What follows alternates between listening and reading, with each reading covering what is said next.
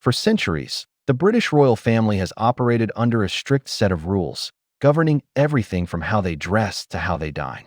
At formal holiday gatherings like Easter, one rule, in particular, was steadfast under Queen Elizabeth II.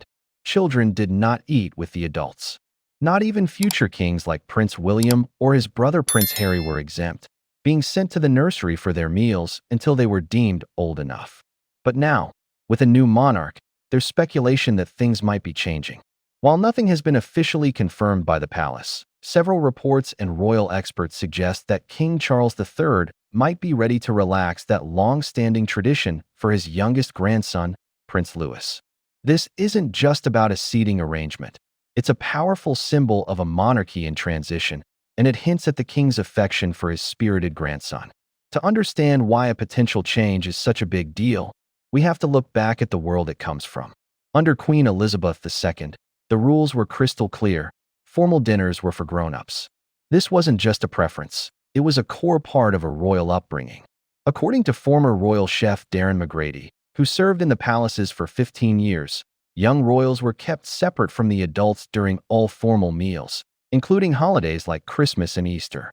They would eat in the royal nursery with their nannies, far from the main event. McGrady described the old system as Victorian, stating, "The children always ate in the nursery until they were old enough to conduct themselves properly at the dining table." It meant there was no risk of a little baby squealing and throwing food during a formal dinner. But it was also about education. The nursery was a training ground. McGrady explained that children had to master the art of polite conversation before they could graduate to the main table. The nannies were in charge of the menu, making sure the children ate balanced meals and were introduced to the kinds of dishes they'd one day eat with world leaders. This rule applied to everyone, including Prince William and Prince Harry. McGrady has even shared how he had to cleverly disguise vegetables in their favorite foods, a struggle familiar to any parent. The message was clear. A place at the royal table wasn't a right, but a privilege you had to earn. This separation of kids and adults was a cornerstone of royal life for so long. What do you think? Was it a necessary tool for teaching discipline, or just a bit too strict? Let us know your thoughts in the comments below. So, will this old tradition hold under the new king? Reports have suggested that King Charles is ready to relax this stringent Easter rule, with Prince Louis being the potential beneficiary. According to these claims, which remain unconfirmed, Louis could be granted the special privilege of joining the adults for the formal Easter lunch at Windsor Castle. Many experts believe this potential change is a deliberate and personal gesture from a doting grandfather. Royal biographer Ingrid Seward, who noted the late Queen's firm rule, has suggested that Charles might have relaxed that rule a bit. While she also noted that dinner is only for grown-ups, the idea that the king might bend the rules for his grandson has gained traction. This move would be seen as deeply characteristic of the man Charles has become. While his own upbringing was famously formal, he has cultivated a much warmer persona as a grandfather. Allowing Louis to join the main table would be a powerful symbol of his desire for family integration over rigid formality. Furthermore, it aligns with King Charles' broader vision for a more modern and relatable monarchy. Since taking the throne, he has shown a willingness to adapt old traditions. Ditching a rule that physically separates the youngest family members on a major holiday fits perfectly within that modernizing agenda. It sends a message that family togetherness is a priority and that a grandfather wants his grandson by his side.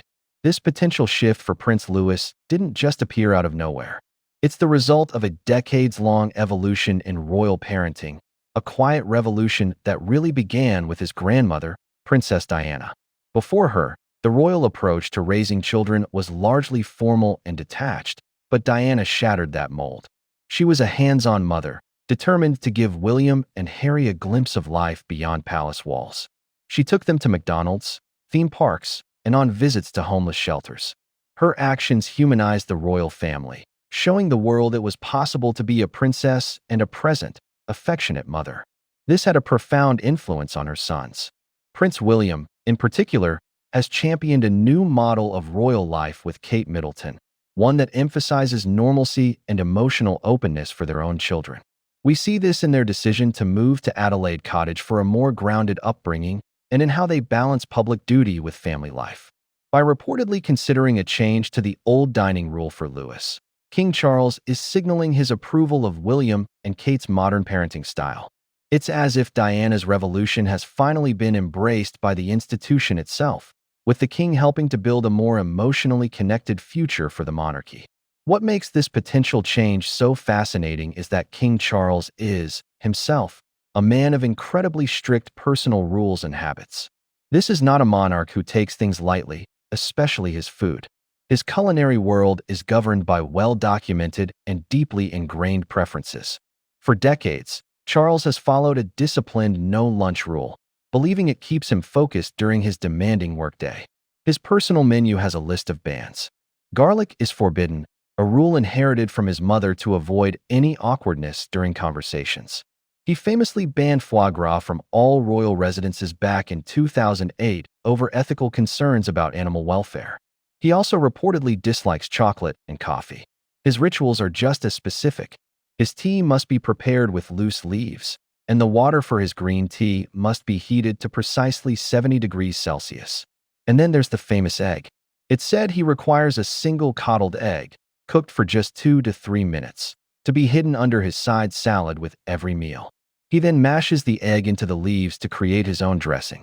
These quirks paint a picture of a centuries-old tradition, one that shaped the childhoods of kings, may be set aside for the youngest Wales child. The story of Prince Louis's potential seat at the Easter table is more than just a charming royal anecdote. It's a snapshot of a monarchy navigating the balance between its past and its future. The old way, defined by the strict nursery rule, was built on discipline. But the new way, which may be ushered in by King Charles, appears to be one of greater warmth and inclusion. It's a path paved by the revolutionary parenting of Princess Diana and now championed by the Prince and Princess of Wales. If these reports about a rule change are true, King Charles's decision is a profound endorsement of this modern approach. It would show a grandfather's love and a monarch's wisdom, recognizing that the strength of the crown today lies not just in its traditions, but in its ability to adapt. This small, unconfirmed change could signal what the future of the House of Windsor will look like, a little less formal and a lot more human. Thank you for watching. If you found this look into royal traditions interesting, please hit the like button and subscribe for more deep dives into the world of the British royal family. Would love to see you again.